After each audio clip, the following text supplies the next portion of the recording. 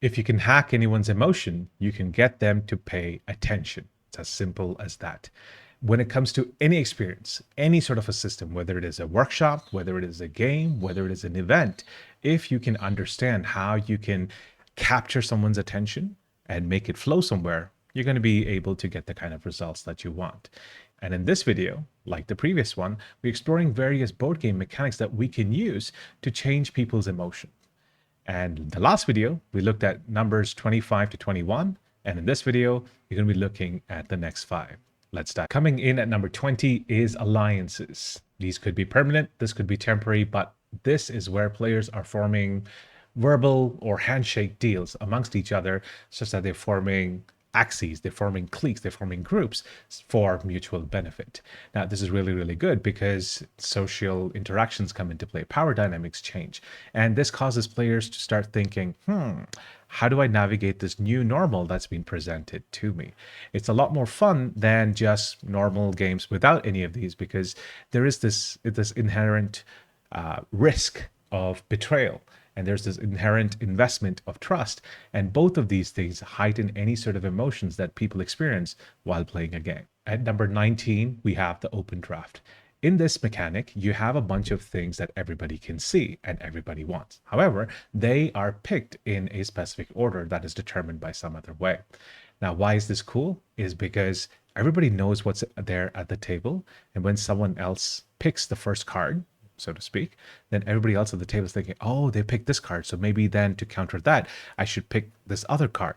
And then when that happens, the third person is thinking, okay, so if these two are going down this path, then I should try going ahead and thinking of some other strategy, and therefore I shall pick some other card.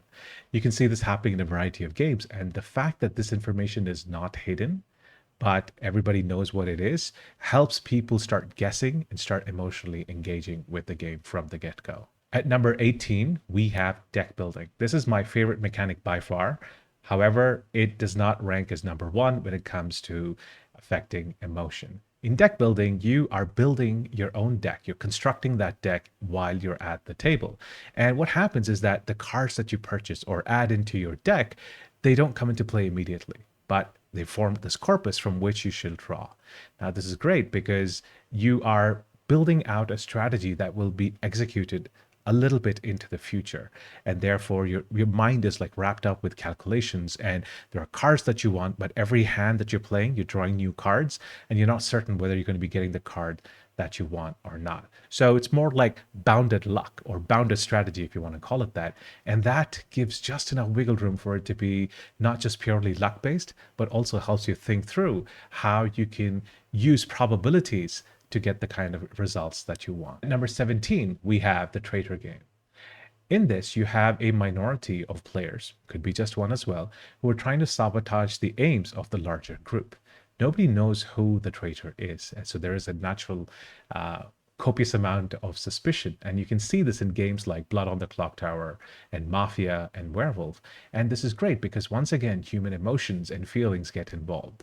That paranoia, the suspicion, the need to build a trust circle, all of those things get your emotions and your amygdala into high gear, and it makes for a great way to boost emotions in any experience. At number 16, we have negotiations.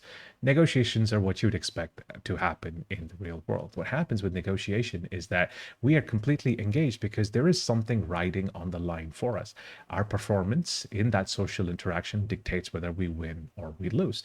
And if you can add this element of negotiation to your experience, what happens is that people are now a lot more engaged because they're thinking in probabilities. They're like, what if I'm able to negotiate successfully, but what if they don't yield that? And when they are engaging with the magic circle, the world that you have presented to them, they are going to be a lot more emotionally engaged, which is good for the purposes of this topic. That concludes our video on the best board game mechanics to drive emotion. Of course, we've reached number 16, and as you can see, there are going to be a few more videos in this list. Make sure you check them out as well.